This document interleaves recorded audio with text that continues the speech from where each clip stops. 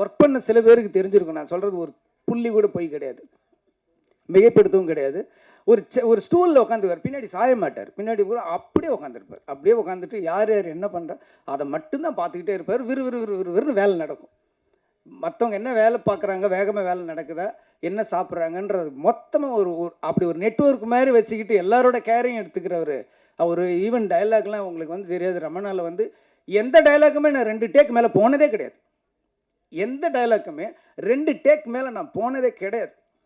Captain மேடல் அப்படி பேசுவார், இப்படி பேசுவார், என்ன ஏதுன்னா அன்றைக்கி நான் பார்த்தப்ப நீங்கள் வந்து அந்த சீஃப் மினிஸ்டர் அந்த ஒரு லிஸ்ட்டு சொல்லுவார், தமிழ்நாட்டோட லிஸ்ட், அந்த புள்ளி விவரம்லாம் சொல்லுவார். 2 டேக் போச்சு. ஒரு தடவை கேமரா வந்து கரெக்டாக செட்டில் ஆகலை, அதனால் 2வது டேக் போச்சு. ஆனால் அந்த ஃபுல் நம்பர் டைலாக் கூட நம்ம சொல்லலாம். நம்பர்ஸ் ரொம்ப சொல்கிறது ரொம்ப கஷ்டம். தமிழ்நாட்டில் இத்தனை ஹாஸ்பிட்டல், இத்தனை போலீஸு, இத்தனை பெட்டு, இத்தனை பேஷண்ட்டு, ஓட்டுரிமை இருக்கிறவங்க, ஆம்பளை பொம்பளைன்னு சொல்ல அந்த நம்பர் சொல்கிறது. நம்ம வந்து ஒவ்வொரு தடையும் போய் செக் பண்ணி எழுதிடலாம். நம்பர் எழுதுறது ஈஸி, என்னாலே சொல்ல முடியாது.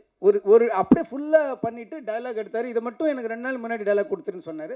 2 நாள் முன்னாடி டைலாக் சொன்னால் ஃபுல்லாக பண்ணார். 2 டேக்கில் சிங்கிள் ஷாட் நீங்கள் பார்த்தீங்கன்னா தெரியும். அப்படியே ட்ராலி ஃபாலோ பண்ணிகிட்டே இருக்கும், சிங்கிள் ஷாட்டில் முடித்தார்.